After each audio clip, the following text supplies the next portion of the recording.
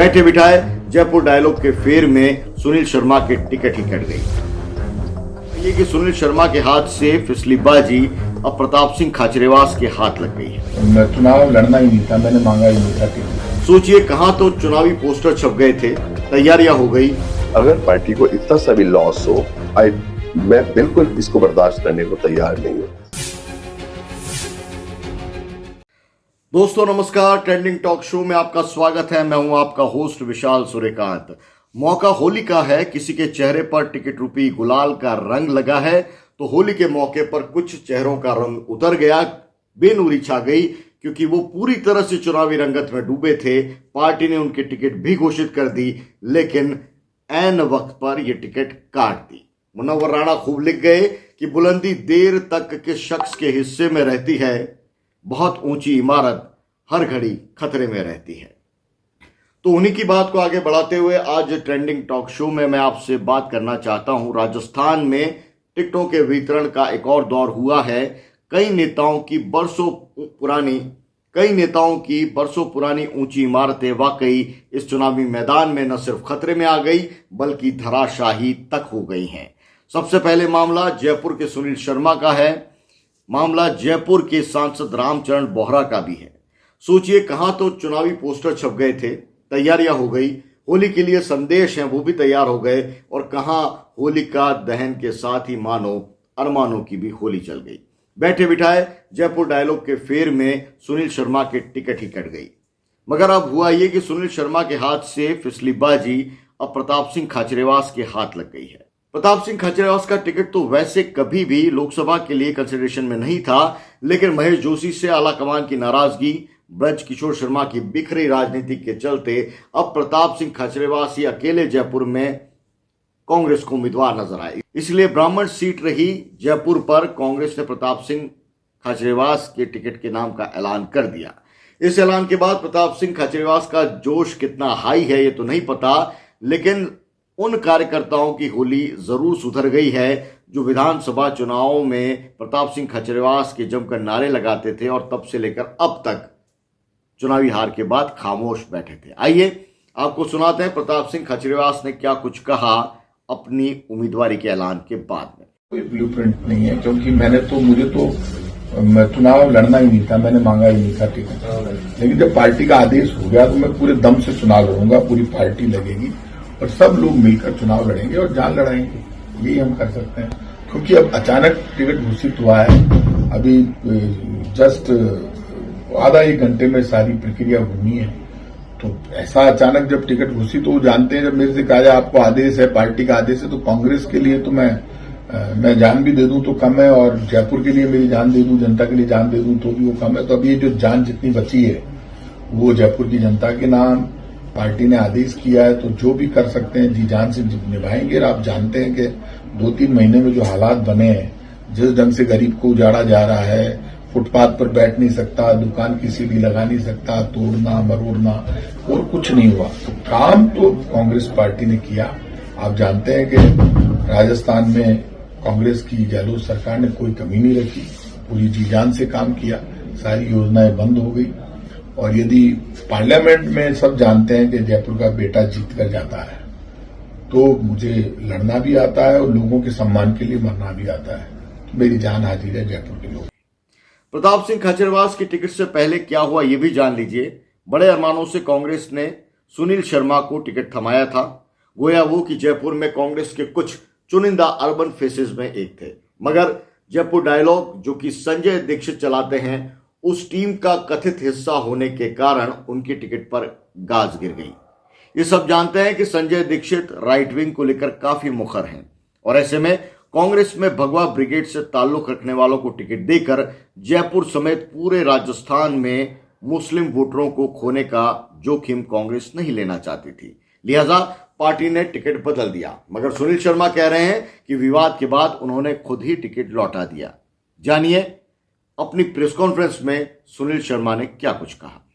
हमारी पार्टी को बहुत ही विनम्रता पूर्वक ये निवेदन करता हूं कि अगर क्योंकि मेरे कारण अगर पार्टी को इतना सा भी लॉस हो, मैं बिल्कुल इसको बर्दाश्त करने को तैयार नहीं हूं।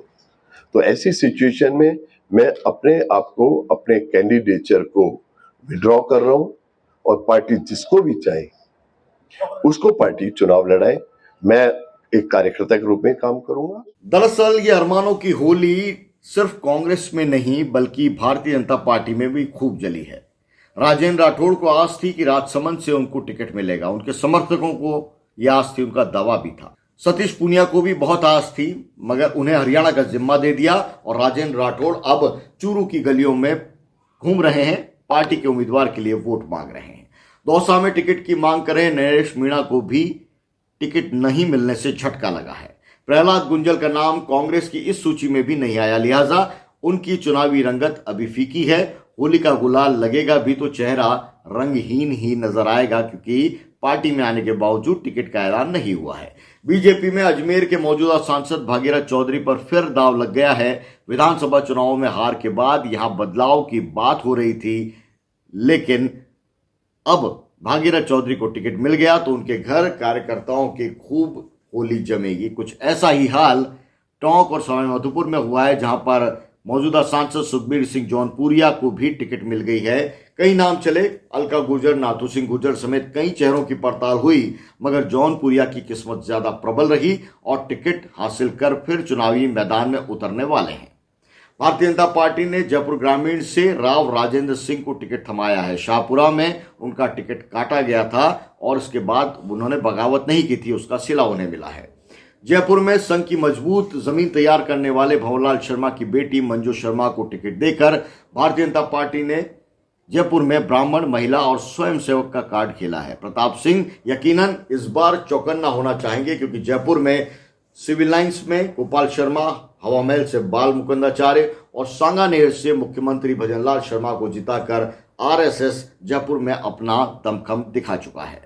उदयपुर से विधायक विश्वराज सिंह की पत्नी महिमा विश्वराज सिंह को टिकट देकर भारतीय जनता पार्टी ने मेवाड़ राज परिवार से वहां के लोगों के जुड़ाव को भरपूर तरीके से भुनाने की तैयारी कर ली है। लेकिन इस टिकट ने भाजपा में लक्षराज सिंह मेवाड़ की राजनीतिक पारी पर सवाल खड़े कर दिए हैं। वैसे चर्चा ये थी कि लक्षराज सिंह टिकट के लिए कांग्रेस और बीजेपी दोनों में मोर्चाबंदी किए हुए थे, लेकिन दोनों में ही फिलहाल उनका कहीं दाव नहीं लगा। तो दोस्तों, राजस्थान की राजनीति का ये जो पूरा घटनाक्रम है, जिस रूप में चल रहा है, टिकटों का ऐलान हो रहा है, टिकट बदली जा रही हैं, पल पल के समीकरण बदल रहे हैं, उन तमाम बातों पर बारीकी से हम बात कर रहे हैं। एक टिकट जो मिलती है उसके पीछे कई कारण होते हैं, कई नेता हैं वो जिम्मेदार होते हैं, और अगर टिकट कटती है तो भी नेताओं की जिम्मेदारी होती है। राजस्थान की राजनीति के अंदर जो दोनों ही पार्टियों में पहली पंक्ति के नेता हैं वो तय कर रहे हैं कि राजस्थान की सियासत किस रूप में चलेगी, और दोनों ही पार्टियों के लिए इस वक्त डू एंड डाई की स्थिति है। भारतीय जनता पार्टी के पास पिछले चुनावों में 25 में से 25 लोकसभा सीटें थी, इसलिए इस बार जो प्रूव करने का बर्डन है वो भारतीय जनता पार्टी पर उस रूप में ज्यादा है, क्योंकि उन्हें ये बताना होगा कि ये केवल एक दाव नहीं था, ये केवल एक मौका नहीं था, बल्कि ये अब दस्तूर है। राजस्थान के अंदर भारतीय जनता पार्टी और उसके उम्मीदवार ही जनता को मंजूर हैं, ये बताना होगा भारतीय जनता पार्टी को। उधर कांग्रेस पूरा दमखम लगा रही है, एक एक सीट पर चुन चुनकर उम्मीदवारों को यहां पर उतारा गया है। तो ये चुनाव पूरी तरह से कांग्रेस और बीजेपी दोनों के लिए साख का सवाल बना हुआ है। मुख्यमंत्री भजनलाल पुरजोर कोशिश कर रहे हैं तमाम पार्टी कार्यकर्ताओं को, जनता को और विश्लेषकों को अपने साथ में उस रूप में जोड़ें ताकि चुनाव के अंदर भारतीय जनता पार्टी को एडवांटेज मिले। वहीं दूसरी ओर कांग्रेस के अध्यक्ष गोविंद सिंह डोटासरा और पूर्व मुख्यमंत्री अशोक गहलोत ने भी जोर तगड़ा लगा रखा है, लेकिन इस बार पूर्व मुख्यमंत्री अशोक गहलोत जालोर की गलियों में ज्यादा दिख रहे हैं, क्योंकि उनके बेटे यहां से वैभव गहलोत चुनावी मैदान में हैं और ये चुनाव उनके लिए भी प्रतिष्ठा का सवाल बना हुआ है। गंगानगर से प्रियंका बालान को टिकट दिया है भारतीय जनता पार्टी ने, वहीं झुंझुनू से शुभकरण चौधरी पर फिर दाव लगा है। कांग्रेस और बीजेपी में उम्मीदवारों के लिहाज से तस्वीर लगभग साफ हो गई, लेकिन कई सीटें ऐसी हैं जहां पर मुकाबला अभी भी आमने सामने का नहीं बन पाया है। मसलन दौसा और कोटा सीट पर क्या कुछ बड़ा फैसला होगा, ये भी देखना दिलचस्प होगा। यूं तो राजस्थान में चुनावी तस्वीर लगभग साफ हो चुकी है, लेकिन अभी भी कई सीटें ऐसी हैं जिस पर आमने सामने का मुकाबला कैसे और किसके बीच में होगा, ये तय होना बाकी है। मसलन दौसा और कोटा सीट, प्रहलाद गुंजल के नाम का ऐलान कब होता है, ये देखना दिलचस्प होगा। और दूसरी तरफ दौसा सीट पर भारतीय जनता पार्टी क्या कुछ फैसला करती है, ये भी जानना दिलचस्प होगा। ट्रेंडिंग टॉक शो में बहुत शिद्दत से हम आपके लिए कंटेंट तैयार करते हैं। पूरी टीम पंजाब केसरी की इन दिनों पॉलिटिकल कवरेज को आपके लिए लेकर आ रही है और आप इसे पसंद कर रहे हैं। ये शो आपको कैसा लगा कमेंट बॉक्स में ज़रूर लिखिए। मुझे दीजिए इजाज़त, अगले वीडियो में फिर बात होगी। नेताओं की राजनीति और उनके बीच के संवाद की फिर करेंगे पड़ताल। आपको होली की बहुत बहुत शुभकामनाएं। मुझे दीजिए इजाज़त। नमस्कार।